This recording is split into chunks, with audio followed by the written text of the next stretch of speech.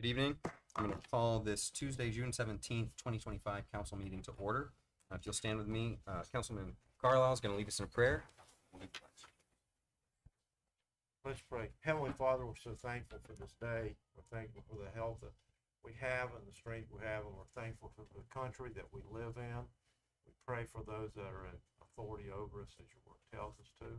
I pray for each person that represents the city up here tonight, that we make quality decisions that please you. I pray for all of our first responders and those that work for the city, for taking care of our city. I just ask special blessings upon them and everyone here, Lord God. We just ask blessings, and we ask that you take us home safely tonight. We give you the praise, the glory, and the honor in Jesus' name. Please join me in the pledge. I pledge allegiance to the flag of the United States of America and to the republic for which it stands, one nation, under God, indivisible, with liberty and justice for all. Okay, Kathy, can you please call the roll? Mayor Shute. Bishop. Here. Carlisle. Here. Avery. Here. Klobuchar. Here. Stewart. Here. All right, if there is anyone in the audience that has something they'd like to speak about that is not on the agenda, you can fill out one of these agenda request forms up here and give it to Clerk Haley, and we'll address that after new business. Council members' reports. Mr. Carlisle. Well, I went to the bombing range last week, or was it this week? Last week.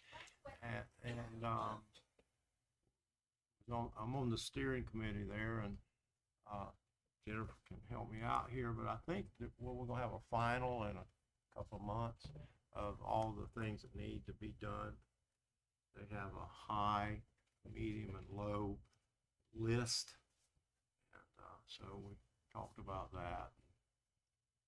That was part of what I did. And I just want to say the meeting we had on the Zoom yesterday, I really enjoyed that. That was very educational.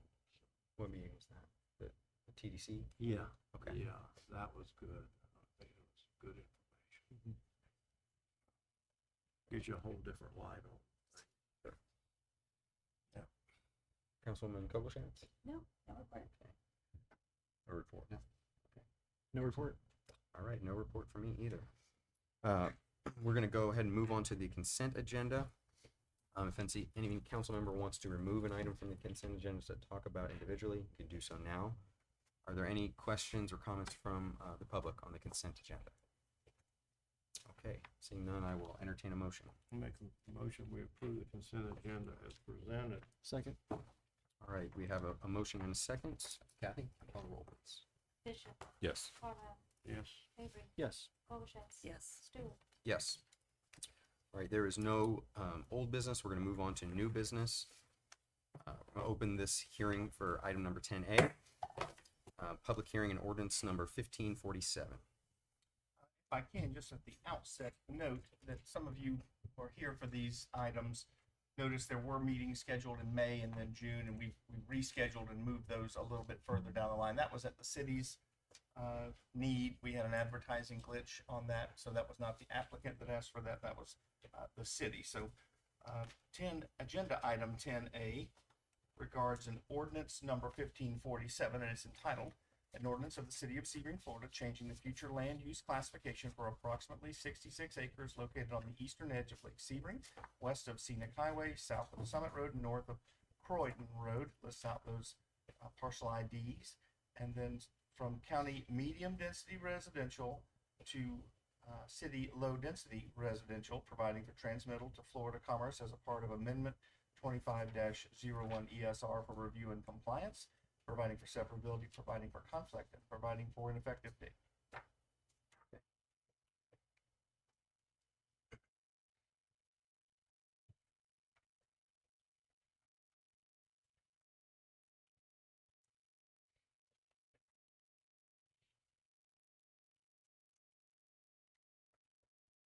Good evening. Good evening. Hello. For the record, Jennifer Cotto Salisbury with the Central Florida Regional Planning Council. Can everybody hear me okay? Yes, ma'am. That's rare, so thank you. I am looking at my phone, which is the same PowerPoint, but it just prevents me from looking back. So that, as was read into the record, Ordinance 1547 is a future land use map amendment. And we go to the next slide. Yep. The owner is Gapway Groves, and the site is located on the eastern edge of Lake Sebring, west of Scenic Highway, south of Summit Road, and north of Croydon Road. And the site is about 66 acres. The future land use today is residential medium, and it holds Highlands County's future land use. The property was annexed into the city in, I believe, December 2023, and at this time, the owner has asked to change the future land use to low-density residential in the city, and that's actually a lower density, and we'll talk about that in a minute. And we can go to the next slide. And this really is an eye chart, but it's a snapshot of the uses and the land uses surrounding the property. And of course, we have Lake Sebring to the west, but most of the properties in the surrounding area are county residential medium. We do to the south have county residential medium and city high-density residential, for example, as far as future land use. And we can go to the next slide.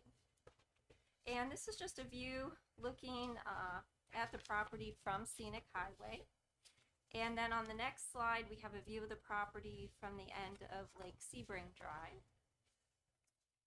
And then the next slide, we see the end of Sparkling Drive. And then finally, we have the view adjacent neighborhood on Sparkling Drive. So just kind of some snapshots of the area. And then, yes. The future land use map. This is the current future land use today. It shows residential medium. That's the Highlands County future land use, and that allows 8 dwelling units an acre. And then the proposed land use is low density residential. That's city low density residential, and that allows 5 dwelling units an acre. So if the amendment is approved, we're looking at 3 dwelling units less per acre for 5 units an acre. And this is a nice, the next slide, is a nice snapshot of the current future land use on the left. And on the right is the proposed land use. So you can see what that will look like. That again would be low density residential in the city. And then if we can go to the next slide. So what we like to show is, what does the land use allow today, the maximum density, and what would it allow if the amendment is proposed? And today, 528 dwelling units would be allowed. Under the proposed amendment, 330 dwelling units would be allowed. So that's actually a reduction of 198 dwelling units, maximum potential on the site. And then going to the next slide, in looking at utilities, the city would be the provider of both water and wastewater.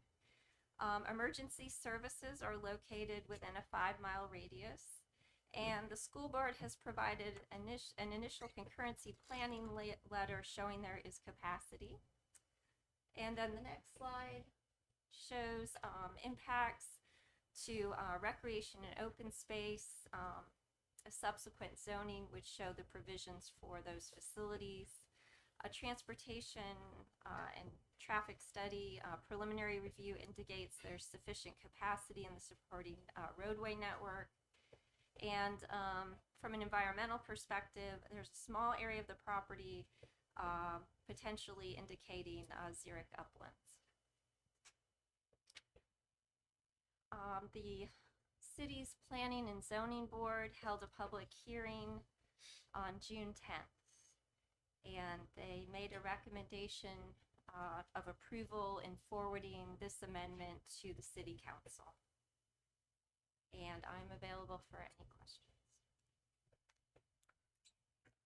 Any questions from council?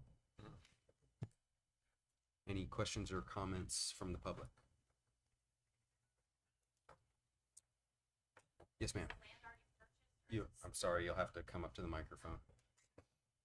And let us know who you are for the record, please. Rebecca Wills, City of Sebring resident. Is the land already purchased, or is it still owned by the Gapway Grove owners? It's still owned by Capway. Oh, okay. They Are are, they And Gapway's continuing? the applicant. Oh, okay, they're gonna continue to own the land. well, they're gonna develop it. Right. We'll let them address that question. Their representatives are here with Okay. us.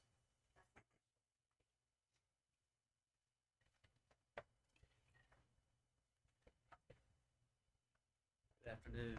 For the record, my name is Shelton Rice. I'm an attorney with the law firm of Peterson and Myers, address 225 East Leonard Street, Lakeland, Florida. Today I'm here on behalf of Gapway Groves. They have owned the property for a long period of time. They've been a citrus family. They've owned property in this area for 30, 40 years. Parts of this community. They also have ownership in citrus and other operations in Polk County and other surrounding areas. This site is something we've worked on with the city, frankly, for many years, at least going back to 2023. I know we had conversations about it. It was ultimately memorialized in a development agreement that was approved by the city council in December of 2023. That contemplated annexation of the properties, but at the same time, we wanted to be transparent. And we went through at that time, hey, here's ultimately what we're going to be asking for land use. Here's what we're going to be looking at for zoning. Not obligated to provide it, but wanted there to be transparency from our end. We didn't want anybody to look at it later and say, you never told us what you're going to be asking for, or we wouldn't have annexed you. So we tried to do this in a stand-up and appropriate way. Our clients have been good members of this community. We've had conversations with neighbors, I think as recently as earlier today. We had some conversations with some folks about different components of this project. So we think it makes a lot of sense. This property is kind of related to the next item, certainly related to it. That's the zoning map amendment for the same area. The comp plan amendment from that standpoint reduces the density, as Ms. Jennifer mentioned, which we agree, we think that's appropriate. But the zoning that we're contemplating is a planned unit development. So I know you guys are familiar with that process, but ultimately that means we have a binding site plan. We're showing exactly where everything's located, what would be the requirements of development, and we have that stated. I think our density that we're actually coming in with, which we wouldn't be able to exceed without amending that PUD if this were approved, is 3.5 units per acre. So frankly, the county future land use designation starts at 4 units per acre, goes up to 8 units per acre. What we're asking for and would be allowed through this comp plan amendment, and then the subsequent zoning would be a reduction even below that 4 units an acre. So we think this is appropriate. We're happy to answer any questions. I would ask if there are public comments on this item, we'd be given an opportunity to come up and just respond and answer those. Sure. Thank you. Any other questions from council or from the public on this? Okay, I'm gonna go ahead and close the public hearing. I will entertain a motion. Make a motion to approve ordinance 1547 as presented on first reading and schedule second and final reading for August 5th, 2025.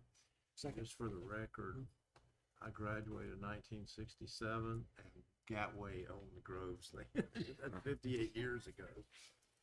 All right, we have a motion and a second. Kathy, if you will call the roll, please. Bishop, Yes. Carlisle, Yes. Hayward, Yes. Kolkashets, Yes. Stewart. Yes.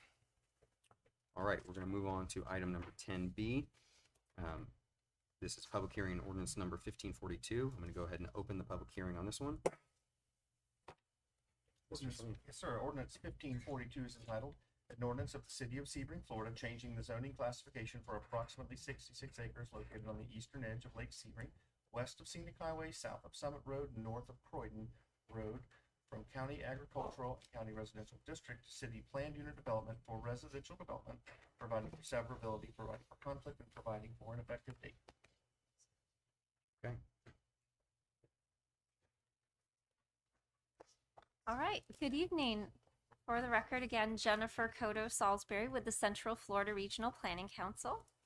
And it was just read, ordinance 1542 is the rezoning and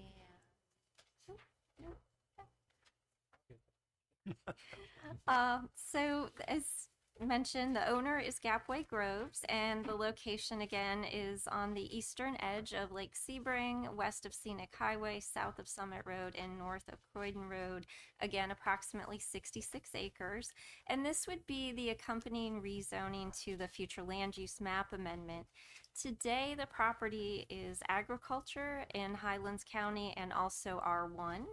And the applicant has requested a planned unit development on the site. And again, the surrounding land uses, most of the properties have county land use with residential medium or city high-density residential. The zoning to the north is county R1 and R3. To the south, we have R1 and county PUD. And then, of course, to the west, we have Lake Sebring, and to the east, we have residential medium and county agriculture as examples. And then just going to the next slides, again, views of the property, the view from Scenic Highway, the view from the end of Lake Sebring Drive, the view of the property from the end of Sparkling Drive, and then the view of the adjacent neighborhood on Sparkling Drive. And then a snapshot of the existing zoning map, again, which shows the county agricultural zoning and the R1 zoning that the property holds today. On the agricultural zoning, it allows 1 dwelling unit per 5 acres, and the R1, I think, would allow for 10,000 square foot lots. And then under the proposed zoning, we would be looking at the applicant's request for planned unit development, and that would allow for 234 homes, and that's at a density of a little over 3.5 dwelling units an acre, and that's well under the city's land use of 5 dwelling units an acre. Access to the neighborhood would be from Scenic Highway with emergency access to Sparkling Drive. The internal roadway network will be private. And then if we look at the impacts of the rezoning, again, the future land use would be low density residential, and the potential planned unit development would allow 234 dwelling units. So again, consistency with that future land use. With regard to impacts, the city would provide water and wastewater. Emergency services are within 5 miles, and there is school capacity indicated at this time. As we look at the conditions for the planned development, that will address recreation and open space. Again, the preliminary review of transportation indicates there's sufficiency in the roadway network, and there's potentially an area of xeric uplands on the site. So as we look at the proposed conditions of the planned unit development, again, with a planned unit development, that they usually do walk with conditions in a binding site plan. As you can see on the screen, just a snapshot of the property, looking at the single-family dwelling units. Front yard setbacks would be 20 feet. Rear yard would be 10 feet. Side yards would be 7.5 feet. So there'd be 15 feet between homes. And then the garage setback in the front would be 25 feet. And then in a minute, we'll go to the concept plan, and you can see how those lots lay out. But the lots will be 50 by 115, 70 by 115, and 70 by 205. And then we will go to the conditions of the plan development. So the conditions include the rights of way and the development will be privately owned and maintained by the homeowners association. A minimum of a 5-foot sidewalk will be constructed on both sides of all internal rights of way. And then we have an update to condition 4. So if we can go to the next slide.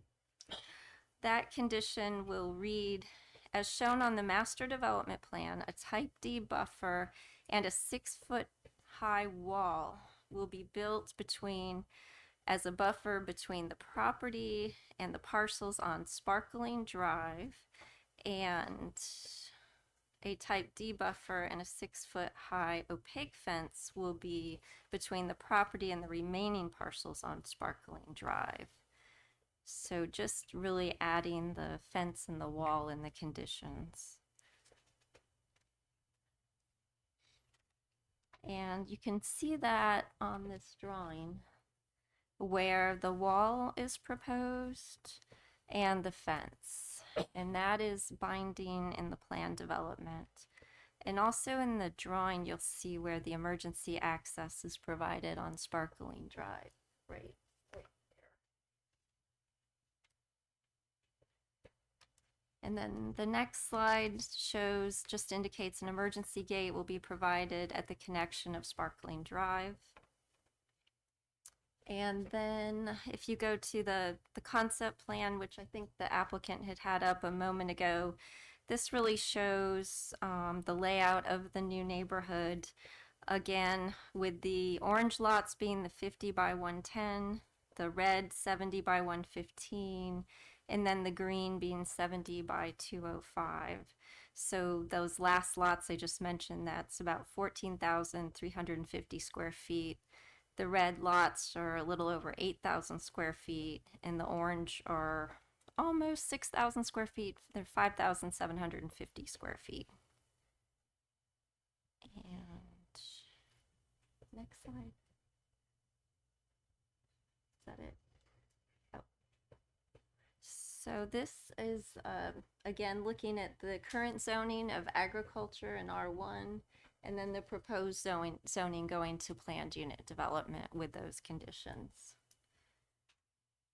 And I believe the applicant is also here, and I'm available for any questions. On June 10th, the Planning and Zoning Board held a public hearing, and they made a motion to forward this amendment to the City Council with a recommendation of approval. Okay. Any questions or comments from council? Any questions or comments from the public? Josh, we reviewed that for 4 hours the You- first time. Mark, you gotta come to the podium for this.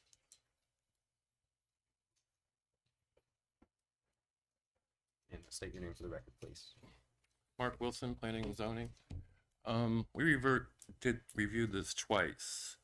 The first time was a 4.5 hour public hearing. Second time was about 2 hours. The developer made changes concerning what the public was concerned about, and he's made the changes that they wanted. The property's fantastic for them, and I think it's going to be a good thing for the city.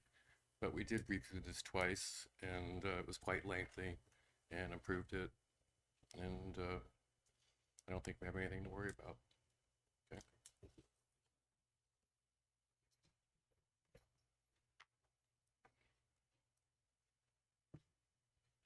Good evening again. For the record, Shelton Rice, here on behalf of Gapway Groves. I appreciate the comments that we heard. There have been some lengthy hearings before the Planning and Zoning Board. There have been a number of changes, and I appreciate Ms. Jennifer's comment. She basically showed you the same slides that I was going to show you, detailed the same thing. So I think we're on the right track. I'll just summarize a couple of those changes briefly, and I appreciated the comment from Planning and Zoning Board member. We transitioned a handful of 50-foot wide lots to 70-foot wide lots. You can see those 70-foot wide lots are kind of done on the periphery of the project, right? So you've got the larger lots on the outside, and then the smaller lots more internal, with the deeper lots and the bigger lots, of course, on the lakefront.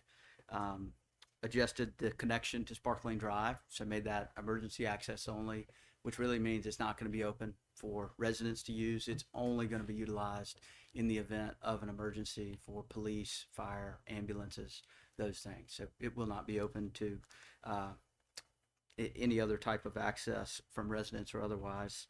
The southern access point, as we get closer to the other right-of-way on the south side, is actually fully landscaped, so that's going to be fully blocked off. There wouldn't be any access that way.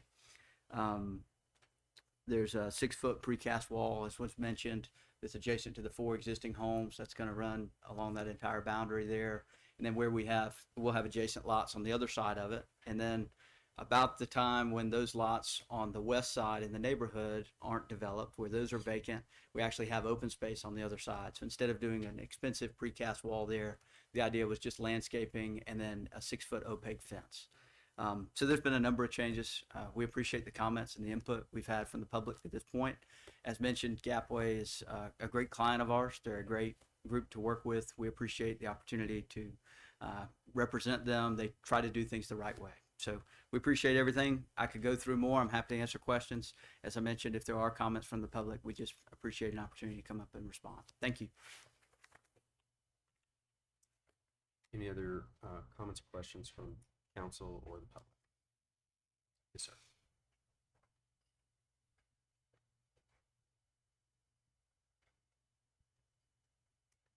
Good evening. Good evening. Tom Griffin, 343 Sparkling Drive, Sebring. And just live adjacent to the property being proposed, and did attend the first zoning meeting and did appreciate the back and forth with the developer and the changes that they made. I'm for growth in Sebring. I'm excited to have an R1 development next door. No problems with that. But I did want to point something out, because when we're talking about density, and it's not just this development, but it's any other development, R1 or R2, they talk about 3.5 houses per acre for the density. Sounds pretty good. But if you consider the sizes of the lots, which are 50 by 110, where those lots are, you're going to have 7.5 houses per acre. So I'm assuming that they're taking the whole square footage of the development with the number of lots and coming up with the density of 3.5. So if you look at that development, it's gone now. The bulk of the development in the middle is pretty dense. Okay? That's where most of those smaller lots are. Bigger lots being outside around the edge. So the point I'm making is, let's have a vision for growth. And when we're talking about density and we're talking about houses and setbacks and lot sizes and square footage, let's get into the weeds and see what that really means and what we're approving when we approve this development or any other development that's coming up. So the only comment I'd like to make on this one. I appreciate your time. Mr. Rice, were you wanting to speak to that?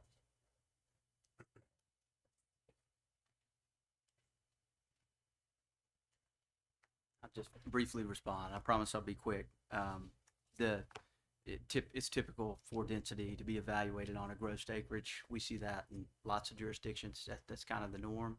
I like the way this one's oriented in this development. We've got those open space areas, so it's good to have, from a planning perspective, and I'm not a planner, but we see enough projects to see your density kind of clustered in one place so that you can preserve open space and have larger areas for people to enjoy from that standpoint. So we recognize that, but that's kind of part of how it's analyzed. So appreciate the comments. We respectfully request a favorable vote. Thank you. Before we close the public hearing, the only comment I guess I would make is, as a council, we've been begging developers for, R1 developments instead of just mobile home parks. I'm really thrilled to see one come in, and especially a developer that has been amenable to listening to the people around and making changes to fit that vision. So I'm very pleased with this. Any other comments or questions before we close the public hearing? Close the public hearing. We'll entertain a motion. I move to approve ordinance 1542 as presented on first reading and schedule a second final reading for August 5th, 2025. Second. All right, we have a motion and a second. Kathy, can you please call the roll? Yes. Yes. Yes. Yes. Yes. Okay, we're going to move on to item number 10C, public hearing and ordinance number 1548. I will go ahead and open the public hearing. Mr. Swain. Yes, sir. Ordinance number 1548 is entitled, "An Ordinance of the City of Sebring, Florida, changing the future land use classification for approximately 75 acres located at the northeast corner of the intersection of Sunset Road right-of-way and Scenic Highway south of LeGrand Boulevard and north of Sebring Parkway." Oops, the parcel IDs. from county medium-density residential to city medium-density residential, providing for transmittal to Florida Commerce as a part of Amendment 25-01 ESR for review and compliance, providing for severability, providing for conflict, and providing for an effective date. Ms. Coda Salisbury. Okay, once again, Jennifer Cotto Salisbury with the Central Florida Regional Planning Council.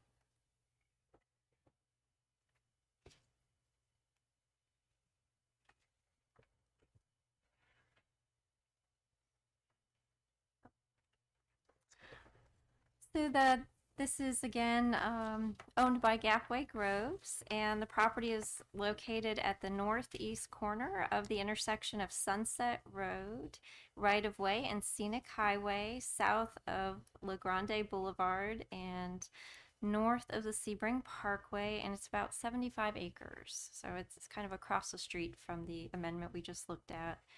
The future land use today in Highlands County is residential medium, which allows 8 units an acre as a maximum. And the proposed amendment is to city medium density residential, which allows up to 12 units an acre. And this is a view of the property from Scenic Highway.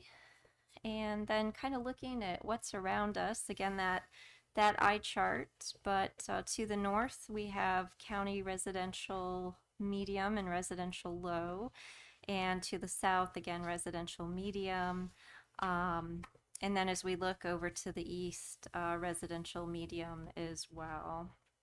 And then going to the next slide, you'll see this is our future land use map today, showing that county medium density residential. And then the following slide is the proposed future land use of city medium density residential at 12 units an acre. And you'll see the following slide puts them together and what the existing land use looks like and the proposed. Both almost the same color, both residential medium, but again, higher density in the city, sorry. So if we go to the impact slide, you'll see there that with this amendment, the maximum potential units in the city's land use will be 900 dwelling units. That's an increase of 300 dwelling units. If we go to the following slide, impacts, the site would be served by city water and sewer. There are emergency services within a 5-mile radius, and the school board has indicated that there is capacity. With regard to recreation and open space, any future development would need to have at least 30% open space, recreation and open space. The preliminary traffic study indicates there is sufficient roadway capacity, and this site is located outside of environmentally sensitive areas. And on June 10th, the Planning and Zoning Board did hold a public hearing on this application and voted to forward this application to City Council with a recommendation of approval. And I'm available for any questions. All right, any questions from council? Any questions or comments from the public?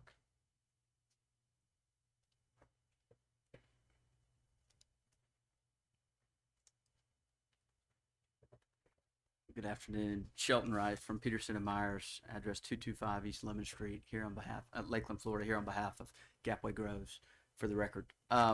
Appreciate the comments and the presentation from Ms. Jennifer. I think she covered most of the salient points. I would add a couple of things when we're talking about density, just from a big picture standpoint, right? This would allow up to this, large units per acre. However, there are requirements in your code when you look at the zonings, and I know we're kind of taking a peek at the next ordinance. When you look at the R2 zoning and you look at really the density that's allowed by right, it's 5.8 units per acre. That's really contemplated off of duplex units at 100-foot minimum lot width. And you can't have 100-foot wide lots across the entire property, right? You've got to have roads, you got to meet other open space and other requirements of the code. So The theoretical density you could really get to is much lower than that if you look at it with respect to the zoning that's contemplated. I recognize this maximum density is much higher, but the ordinance coming behind it certainly we would propose limits that quite a bit from a zoning standpoint. Other than that, we appreciate the time, and I would ask for just a few minutes to respond if there are any public comments. Thank you. Any further comments or concerns from the public? All right, seeing none, I'm going to go ahead and close the hearing, and I will entertain a motion. Motion to approve ordinance 1548 is presented on first reading and scheduled second, final reading on August 5th, 2020. Second. Okay, we have a motion and a second. Kathy, can you call the roll, please? Bishop, Yes. Carlisle, Yes. Avery, Yes. Colchester. Yes. Stewart. Yes. All right, we're going to move on to item number 10D, public hearing and ordinance number 1543, and I will open the public hearing. Mr. Swing. Ordinance 1543 is entitled, an ordinance of the city of Sebring, Florida, changing the zoning classification for approximately 75 acres located at the northeast corner of the intersection of Sunset Road right-of-way and Scenic Highway, south of the Grand Boulevard Road and north of Sebring Parkway, from county agricultural to city 1 and 2 family district, providing for severability, providing for conflict, and providing for an effective date. Okay, Jennifer with the Regional Planning Council. And again, this is a rezoning. This is a rezoning from county agriculture to city 1 and 2 family, which is R2. And we have a couple of photos. One is looking at the property from Scenic Highway, and the same photo a second time. When we look at the surrounding properties and we look at the zoning, to the north we have county zoning R1 and R3 with existing single-family residential. To the south, county zoning is agriculture. As we look over to the east, again, county R1. So kind of really a similar area. And then if we go to the next slide, you can see what the map looks like today with the county agricultural zoning, which allows 1 unit per 5 acres. And then the proposed zoning, as Mr. Rice had earlier indicated, the zoning of R2 would allow 5.8 units per acre. And if we go to the impacts, of course, you'll see the slide. Again, the maximum potential under the future land use would be 900 dwelling units, but with the zoning, that would allow a maximum of 435 dwelling units total on the site. And again, that's closer to 5.8 units per acre. Going to the next slide. The R2 zoning district in the city has a minimum lot size of 10,000 square feet and a minimum of an 80-foot wide lot. The setbacks for a new home would be 25-foot front setbacks, 7.5 feet side yard, so again about 15 feet between homes, a 25-foot rear yard setback, and a 15-foot corner lot setback. The maximum height for future homes is 35 feet, and the minimum open space requirement again is 30% of the site. And as we look at impacts, the city would provide water and wastewater to the site. There are emergency services within a 5-mile radius, and there is school capacity at this time. And then continued impacts, again, recreation and open space, there's a 30% requirement of the development. The preliminary traffic studies indicate there is roadway network capacity, and the site is located outside of environmentally sensitive areas. And this is really a snapshot of the map that we have today with agricultural zoning, and then the proposed map with the R2 zoning. And at the June 10th meeting of the Planning and Zoning Board, the Planning and Zoning Board held a public hearing and voted to forward this amendment to the City Council with a recommendation of approval. And I'm available for any questions. Any questions or comments from council? Any questions or comments from the public?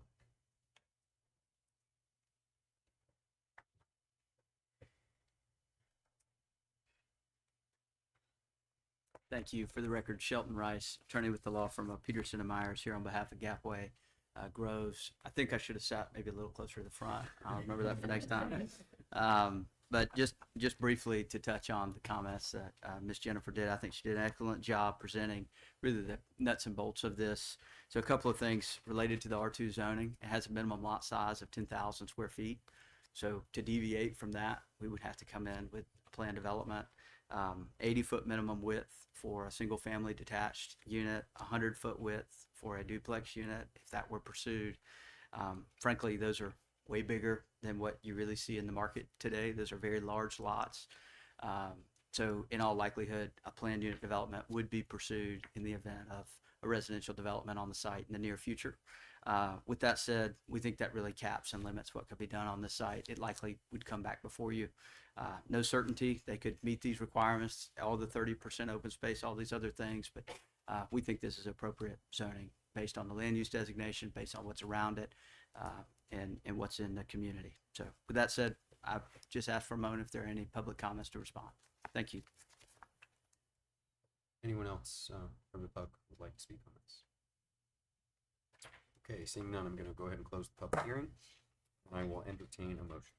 Make a motion to approve ordinance 1543 as presented for first reading and schedule second and final reading for August 5th. Second. 2025. All right, we have a motion and a second. Kathy, please call the roll. Yes. Yes. Yes. Yes. All right, we're going to move on to item number 10E, public hearing and ordinance number 1549, and I will open the public hearing. Mr. Swain. Ordinance 1549 is entitled, an ordinance of the City of Sebring, Florida, changing the future land use classification for approximately 38 acres located at the southeast corner of the intersection of Sunset Road right-of-way and Scenic Highway, south of Summit Road and north of Sebring Parkway. It lists out those parcel ID numbers from medium-density residential to city commercial, providing for transmittal to Florida Commerce as a part of Amendment 25-01 ESR. For review and compliance, providing for severability, providing for conflict, and providing for an effective date.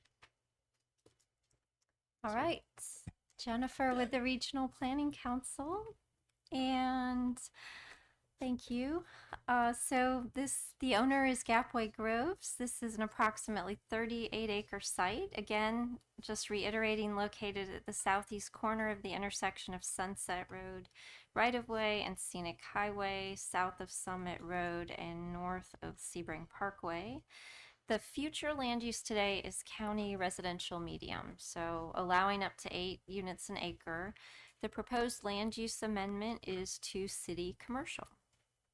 And just kind of taking a look at the property itself, we have a photo, the view of the property from Scenic Highway, and then a view of the adjacent warehouse facility.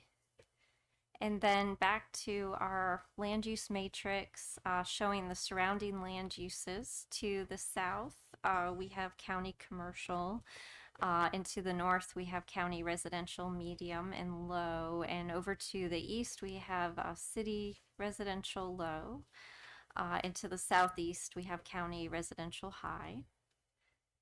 And then if we take a look at the existing future land use map, again, you'll see there that residential medium in the county. Again, the property was annexed in 2023, but carrying that county land use until changed into the city.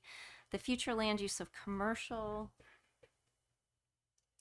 there we go, allows for office and commercial activities and uses, and all residential, recreation, and public uses in light manufacturing, wholesale, and warehouse uses.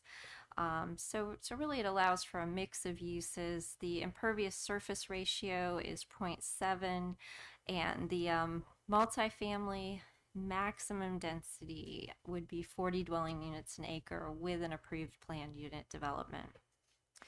And then just taking a look, again, the existing land use of residential medium and the proposed going to city commercial. And then taking a look at the impacts, again, in the county, you could have 304 homes. And in the proposal for city commercial, you could have 20 dwelling units per acre.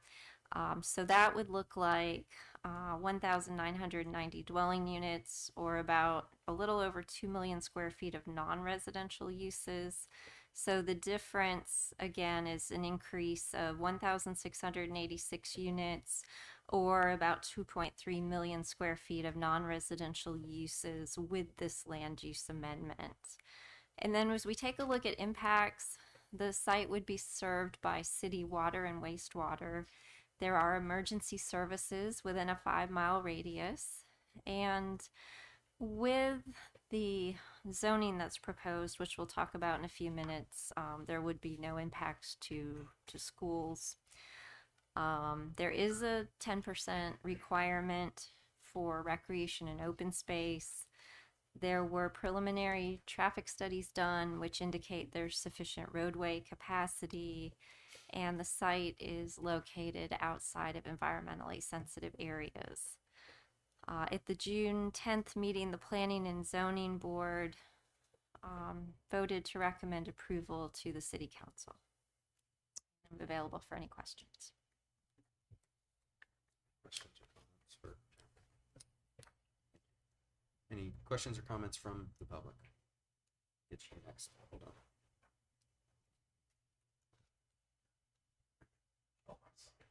It's just a quick question out of curiosity, Christopher Tuffley, from Sebring. Lake access to the lake, how is that provided for the residents, or will there be a ramp or? So that would be under the previous items that we just voted on. This piece I is forgot open. to ask it then. Okay. I can't answer that one. That's all right. It's up to the people that buy.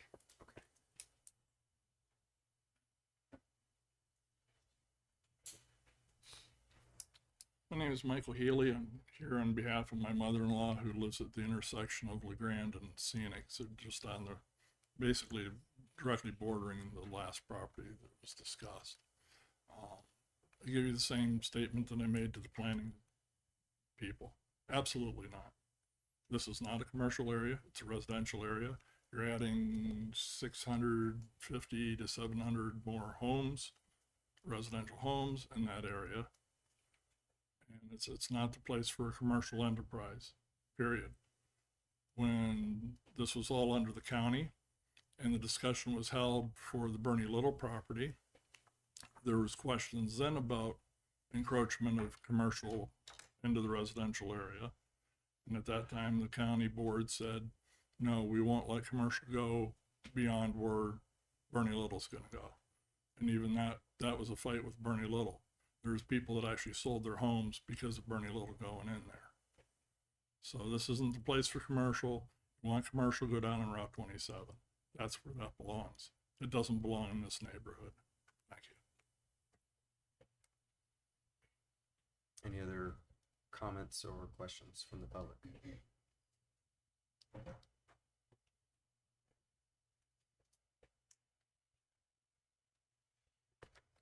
Thank you. For the record, Shelton Rice with Peterson and Myers, 225 East Lemon Street, here on behalf of Gapway, Lemon Street, Lakeland, Florida. Just a couple of brief comments about this. And this, once again, I know I sound like a broken record, but it's kind of wrapped in with the plan development, right? This is a comp plan amendment to assign future land use designation, but there's a plan unit development on the heels of it that we're contemplating. We think it is an appropriate site. We can appreciate there may be different opinions on that. It's adjacent to a distribution area with Bernie Little. We were involved with that project back in the day when it went through the process. A couple of additional things that I think might help from a historical perspective as we look at this site. So when we went through with the development agreement, there was a lot of discussion we had with staff and Mr. Swain about what would this be, what makes sense, and then what would the entitlement potentially be for this. And as contemplated in the development agreement, the idea was this could be a plan development or a plan unit development, with one of the primary thoughts and concerns being the city having an interest in an extension of Sunset Road. So we'll look at that, we'll show that and talk about that more on the next one. But that's part of the reason why we have a plan unit development on this, as opposed to getting into the specifics of a more general zoning district. From a comp plan side, a couple of other things. They're 30% open space wrapped in the PD. I recognize we're in the comp plan, but other components of that, we've agreed to go through site plan approval. From a compatibility standpoint, though, we think it makes sense. When you look at the aerial, we've got the distribution center adjacent to us. We have the frontage on the roadway. The residential we abut is really the other project that we talked about earlier this afternoon. And so we think our client can do things to kind of limit that. The intended commercial here is more neighborhood oriented. It's not intended to be a great big shopping center or plaza. It's more oriented to be kind of neighborhood focused commercial, smaller scale is the idea. But appreciate your time. We respectfully request a favorable vote, and we'll be back up for the PUD to get into more details on that. I have a question for you. Yes, sir. I think when we initially spoke with Gapway a couple years ago, they expressed maybe support for a fire station in that area. At that time, I think they were talking about carving out a parcel maybe for that. Is that still a plan possibly? My recollection, and it's been a while, as you may recall, my recollection is there were some periphery conversations. That's something we're open to. We'll evaluate and talk about. It's not something we're obligated to in these approvals, but certainly we think it may make sense to provide more services closer to these future residents, closer to some of the development contemplated here. It was listed as an acceptable use in your PD. I assume that was why. Just Yes, sir. possibly. Okay. Any questions or comments from? Oh, yes, sir.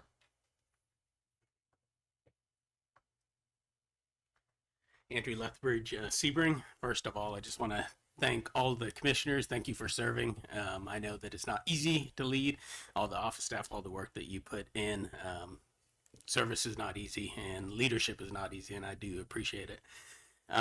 Looking back to the Bernie Little project, I do agree specifically there were a lot of concerns at the time as far as that going in, living in that area. And they have been good neighbors specifically with that. I hear some of the justification as far as looking at this property. Well, we're adjacent to that property. There was a lot of discussion at that time. What is this going to become? How is this going to impact the neighborhood once you start one commercial project? Okay, is the next property going to want to become commercial, and then all of a sudden, instead of a residential area, and all of a sudden you're living in a commercial area was the concern. I do see that this is a move that direction as far as this zoning change specifically.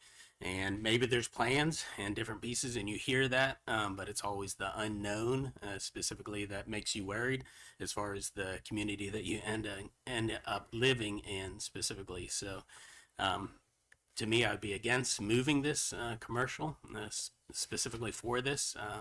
I think that the proximity to the parkway, keeping those properties, if that wanted to be commercial, even more in the direction as far as Bernie Little or closer to the parkway, that made sense. But the more that we end up encroaching the other direction, I think that you start shoving commercial into residential areas, and it just doesn't make sense to me for that specific area.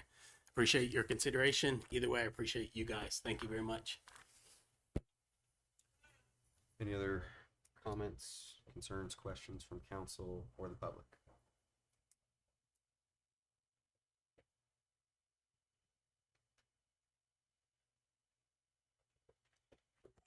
Tom Griffin, my address again? 343. Okay. Just want to kind of follow up on some of the other comments on the commercial changes asked for. And I made a comment at the planning and zoning, and I'll make it again just as a visual. 30-acre commercial development, you could have Home Depot and Lowe's on that parcel to get a visual about, the amount of traffic that could be coming in and out of that, and the way that a commercial change to that space could change the feel of that whole sector. We have that northeast sector, which is starting to grow up, right? They finished the Parkway, Panther Parkway. They're going to put a spur over to 17 now, finish that phase 4, phase 5. So we're going to see a lot of development, I think, over the next 10 years in that general direction. And Scenic Road, that intersection, is kind of one of the gateways to that. So, while we're talking about serving the new development and maybe this or maybe that, well, let's see it. Let's see this footprint. You know, because once we go C1, the horse is out of the barn, pretty much. You know, they could bring a plan later. It's my understanding there won't be any public notice or public, you know, where people can come and comment on that plan. It's pretty much going to go staff straight to council. And if you find out, you find out. So I would ask that this council, you know, take a step back on this request and get more information, get a site plan, you know, maybe we reconfigure the footprint a little so that it fits the space better and it fits a future, you know, kind of vision for that whole area. You know, we've got the townhomes going in now. I don't know when the traffic study was done, but from what I understand, it's 2 years old. Things have changed. You know, it's just, there's too many unknowns to kind of rubber stamp this to move forward. So I would request that we ask the developer to come back with a more specific plan before you make a decision. And maybe when they bring it, it's great and you go forward. But, you know, we don't know what's going to happen in a year or 2 years. It could become C1 and they could sell it. They may not, but they could. And then we don't know what that developer's going to do and what their intentions are going to be and how easy they're going to be to work with. So the residents in the area, and I even think just for the city residents in general, for planning, for growing responsibly, you know, we need more information. We need more specifics. And it's too big of a parcel just to say, yeah, we'll see you when we see you, and hopefully it's something that works with everything. So I would ask that you turn this down at this time, and let's go back to the drawing board on it. Thank you. Any other questions or comments?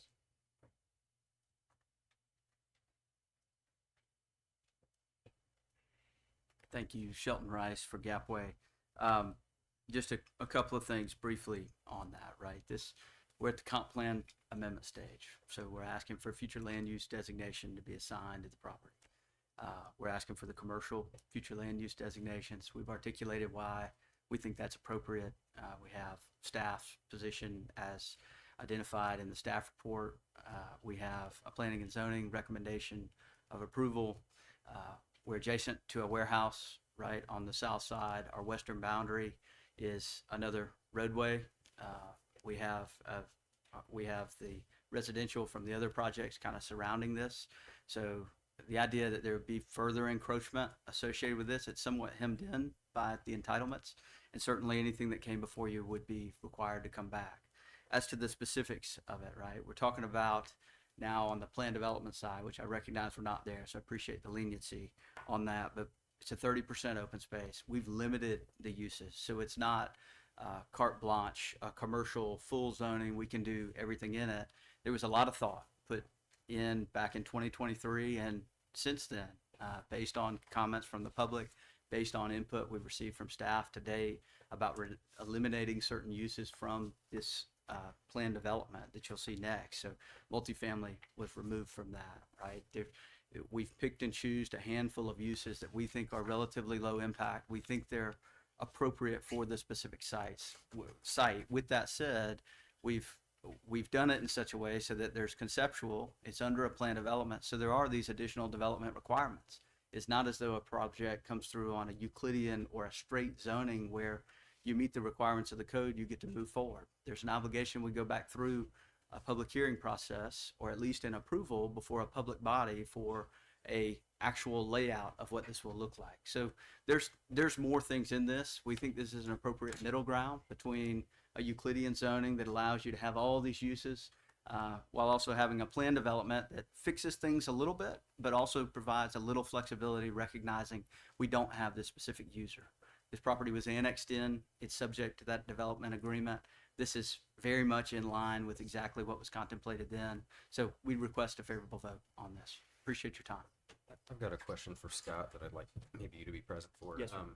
So if we approve this tonight in the plan development that is presented, so do we have control where we would need to approve a site plan, or is there flexibility to disallow some of the uses that they have requested at future dates, or is what's in here locked in? I believe the site plan comes back before review, but I'll have to explain and address, I say uses, because this does approve uses.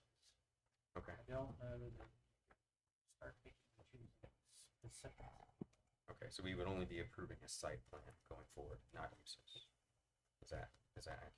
Because those uses are in this. Right, okay. Assuming you favorably vote for this one and the next agenda item, yes, you would be setting the permissible uses. The future master development plan that they would bring back to you would be subject to layout and buffering and things like that, but not use. You couldn't say you can't have a Dollar General there. The uses would be allowed as described under the next agenda item.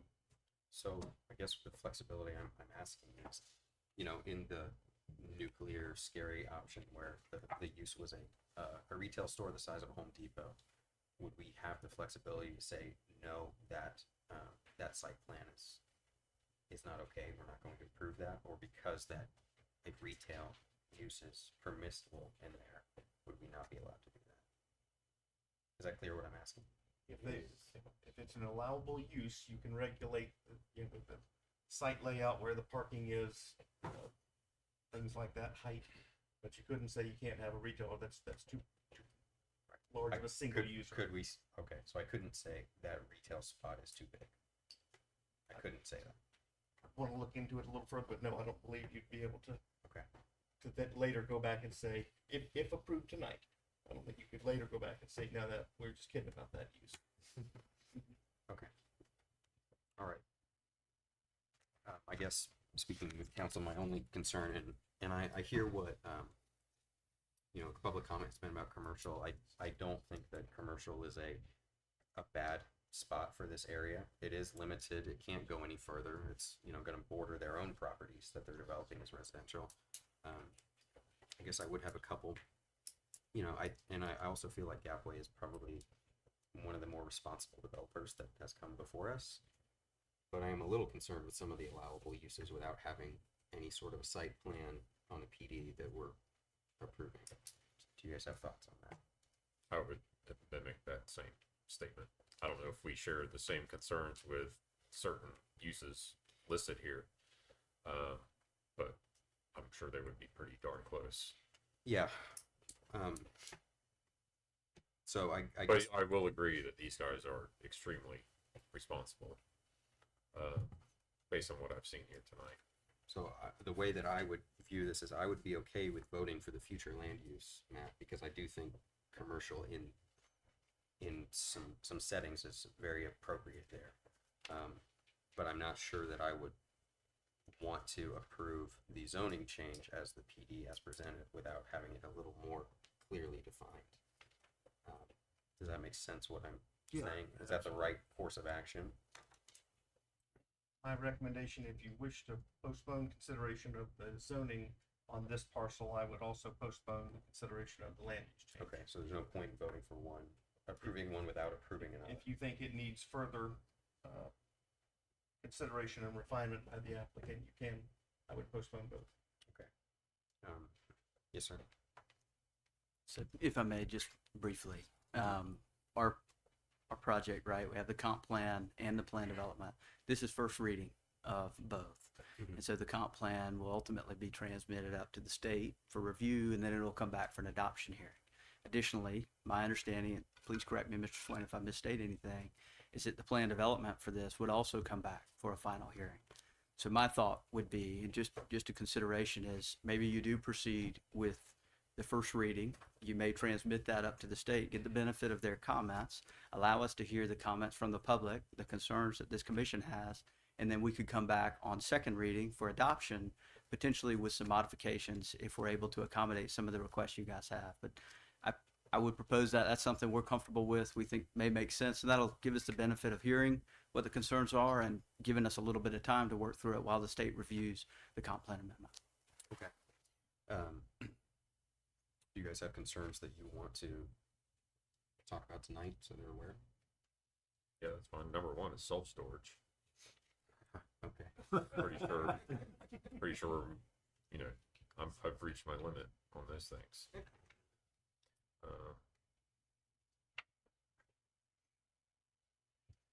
I Hotels, motels. that one caught my eye. I don't think that's appropriate. Right. I would say that probably from the commercial space, I guess I would want it to be somewhat limited to be fitting more to a neighborhood. I don't think you guys have planned some big box store. You're not going to open a super Walmart there. But if we approve something, that's forever, right? Any other concerns that you guys have on the uses that they have listed as allowable? Well, they definitely spell out hardware, which would allow Home Depot or Lowe's. Yeah, and again, I feel like that's I don't probably think a that's very what they're unlikely after case. Yeah, I do There's too. already. But that same line item would allow a Dollar General. Yeah. Sure.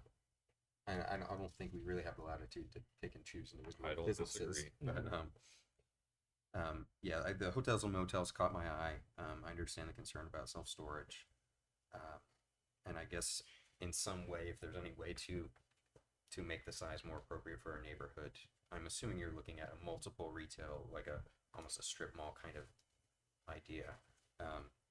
But I'd like to see that spelled out a little more clearly to alleviate at least the concerns of the people around, that they're not going to be inundated with a place serving, 500 people at a time. I think that's probably what everybody's freaked out about. Any other? What do you think about the wholesale and distributing service? I know a lot of people complained about Bernie Little because of the distributing part of it, traffic. Well, I guess I would want to know what the limited wholesaling and distribution services means. Right.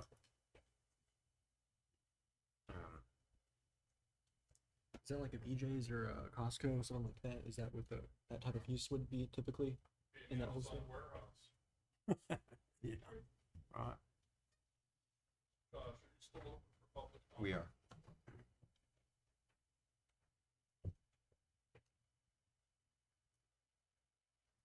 Mike Healy again for the record. If they're developing a plan, my question is at this point, what's the hurry? Wait till the plan is done. Come here, present to the council what your plan is, so we can see the plan and see what's the intent is, what the direction is. 38 acres is quite a bit of property. It's like Mr. Griffin said, it's like, you could put Lowe's and Home Depot in there. Not that that's necessarily what they're going to do, but with what's outlined, yeah, it could be an Amazon distribution warehouse or Rooms to Go, or you name them, because you're right next to the both parkways, Panther and Sebring, and as well too with the back to the traffic study thing. That's a 2-lane road, scenic, going between Sebring Parkway and Panther Parkway now. So, and it's has been used as a racetrack for years, which is a problem in and of itself. But, particularly that traffic study is 2 years old.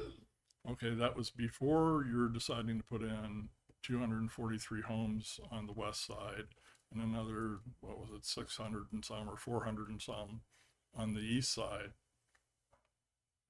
Plus you still have another lot to the south of theirs that's, I believe, zoned R3 right now for multifamily.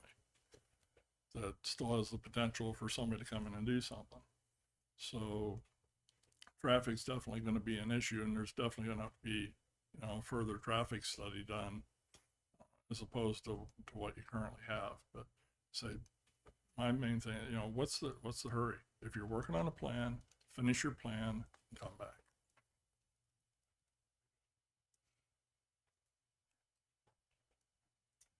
Any other?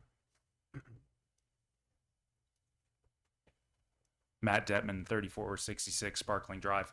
I guess my question would be more towards Mr. Swain. Is there a way to unilaterally do the approval of the zoning with the plan at the same time?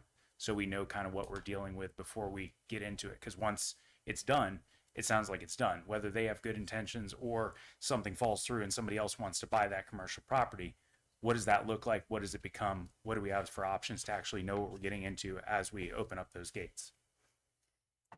To answer your question, that you can handle them together. We typically have the ordinances passed separately, land use versus zoning. But does that answer your question? I think he's It, asking. it does, and Mr. Johnson's been very forthcoming and talking with me about some of their plans, and I think, you know, we're talking about responsibility of what we do. I think that if that is an option, I think that's our best option for the residents. I think that that makes sense. We're already getting a lot of change to the dynamic of our neighborhood, and I think if that is an option, I think that's something, as much as it's not the normal avenue, if it can be done, I think that would be the responsible avenue to do.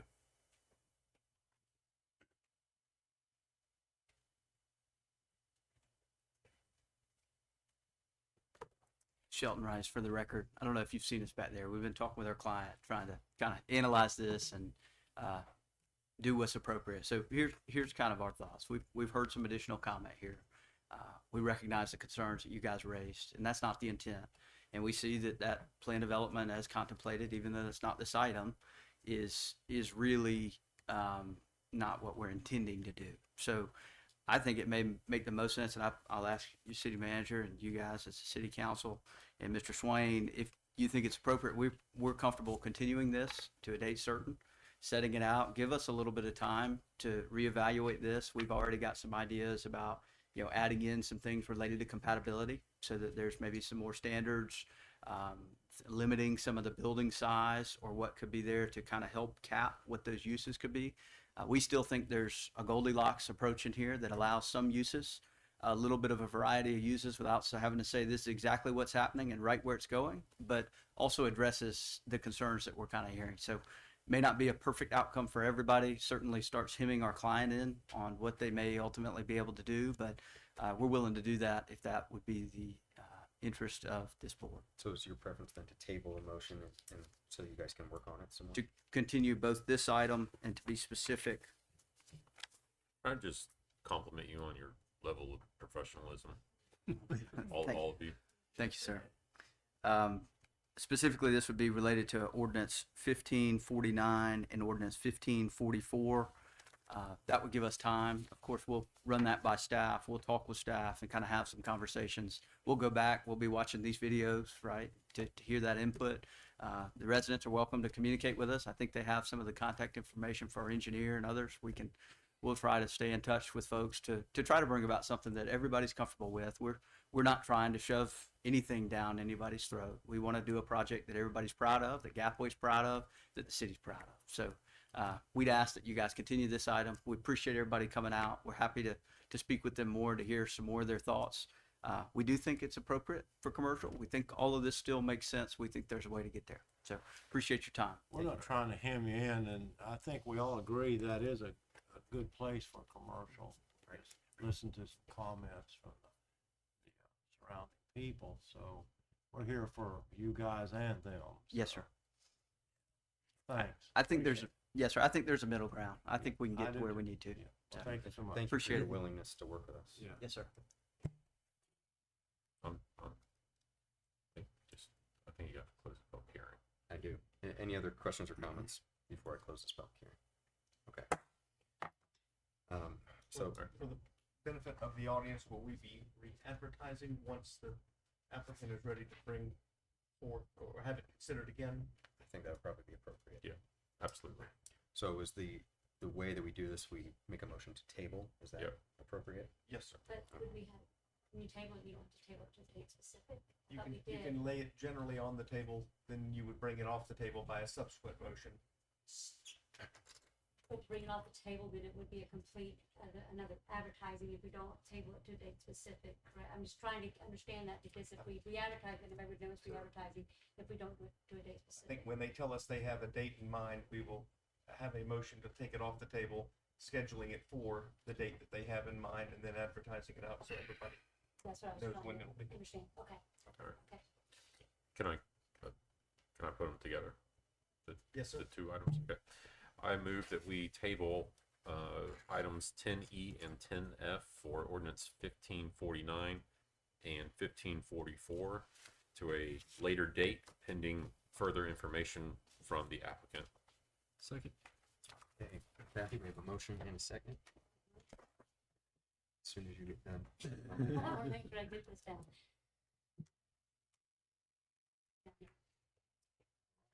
Bishop, Yes. Carlisle, Yes. Avery, Yes. Colshire. Yes. Yes, sorry, Stewart. Yes. All right, thank you. So we are going to move now to item number 10G. This is public hearing and ordinance number 1546. Going to open the public hearing.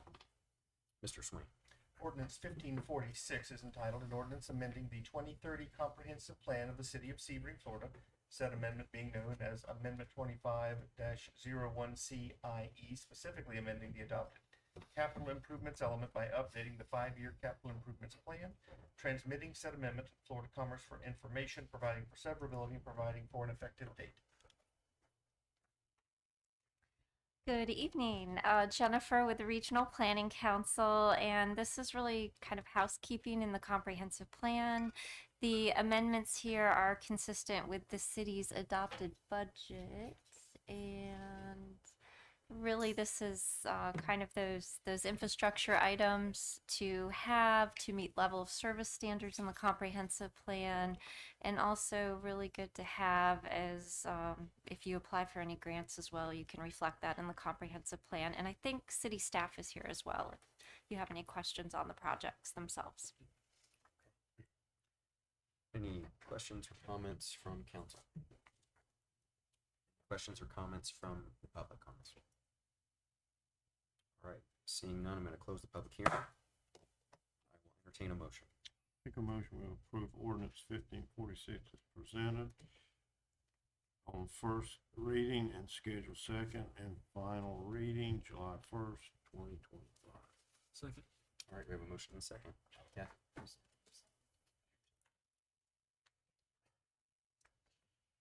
Bishop, Yes. Carlisle, Yes. Avery, Yes. Colshire. Yes. Stewart. Yes. All right, we're going to move on to business from the audience. As a reminder, per our policy, you have 3 minutes each speaker. And our first speaker up is Mrs. Rebecca Wills, talking about the open container on the circle.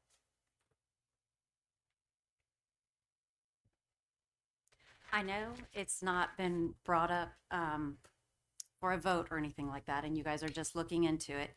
And I am just really proud to see the amount of activity on our circle. It's really been brought back to life with our restaurants and other people who have businesses there. I am against having open container policies. I know some things have been compared to Jacksonville and even Winter Haven, but I want to say we're still Sebring, Florida, and I like our uniqueness of what we have on the circle. And I'm all for people going out and having a meal and a nice drink and being responsible, being the mother of a child who was killed to a DUI driver. I really wish we would not be pushing so much alcohol in our downtown area. I did a small bit of research in the Jacksonville Riverwalk area. They do not allow their open container special cups into their city parks. The circle where we have ping pong and cornhole is a city park. I'd also be curious to know how we are going to regulate that as a city. Is that going to create more police officers on duty? Is that going to be more expense? What about the cleanup? Who's going to be monitoring how many drinks people have? Who's going to be monitoring who fills their special cup up from their own private vehicle instead of paying for the drink at our local establishments? So I love seeing the kids at the park when they walk home from school, and I know it's summertime now, but those kids are still walking home on Thursdays and Fridays after sporting events and other school activities. And I just don't feel like our downtown area needs to be a place where we are walking around with open containers. Most of our establishments have had HGTV come and support them with nice patio settings with chairs and tables, and that should be the extent, in my belief, of that. So I just want to encourage you guys, as you further discuss and take this on, that you really consider the liability, the traffic and patron liability that this could cause. 20 seconds left. And I'm done. But thank you. Thank you. And you guys are doing a great job. Thank you. All right, Miss Stephanie Wirtz, coming to speak about the municipal golf course. Hi, good evening. Good evening. Good evening. Thank you for letting me come here today and for the work that you do. I have petitions here. A total of 442 signatures for residents in our community who have a huge concern regarding the $1 a year sale of our golf course and our Caddyshack restaurant. And I wrote all these notes and I wrote this great speech with big words. And instead, I'm going to just talk to you from my heart. Caddyshack and this golf course provide us with a place to take our families. For nearly 20 years, Caddyshack has been a cornerstone of our community. We have our birthday parties there. We have our wedding receptions, our graduations, our funeral services. It's part of our community. We take our hearts and we invest it into our community by going to these local places. It concerns me that this $1 a year deal, do we have guarantees? Why did we just invest money into that golf course if this was something that was going to be planned, if we knew about it ahead of time? My concerns also lead me to, we don't have a lot of places in Sebring that are sponsored by the city for our people, for our community, for our children, for both our super young and our young at heart, to be able to go out, enjoy their surroundings, and have it be affordable. You know, we're losing that. And it makes me sad to think that we may be losing a standard, a cornerstone. For what? We don't know. What is he going to do? Are there stipulations? And not to take any respect away from the Blackmans and what they're doing for our community, because they are doing a great deal. I just think this is the wrong use of our property and the funding just for our city. Thank you for your time. And who do I need to give these to?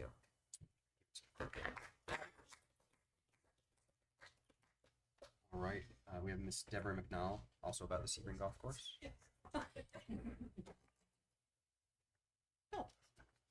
Deborah McNall, a member of Sebring Golf Course. Have been a member for many years. As a matter of fact, I taught lessons there for a lot of years, and we got a lot of children in the community started in golf. We also had a lot of senior programs that were run after in the evenings for both men and women. Those have all fallen by the wayside in the last few years. And it's really sad that the golf course has gotten to the point that you would rather give it away than do something positive. I know for a fact there's at least one, if not two other golf course owners in the county that would give you the same deal that you promised Mr. Blackman.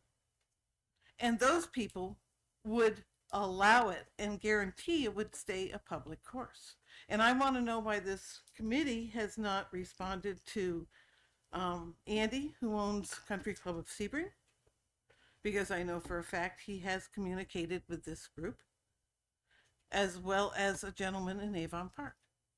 And I just feel that this golf course is something that this city needs to keep providing. If Mr. Blackman really wants a golf course, there's Harder Hall right across the street. And apparently, it was several years ago that he was promised Muni, and he probably could have gotten in on Harder Hall at that point. So I think we need more transparency, and we need to be more responsible with our golf course, as well as Caddyshack, of course. But a lot of it is in management and running. and having a background in golf as well as business, there can be a lot of improvements. Thank you.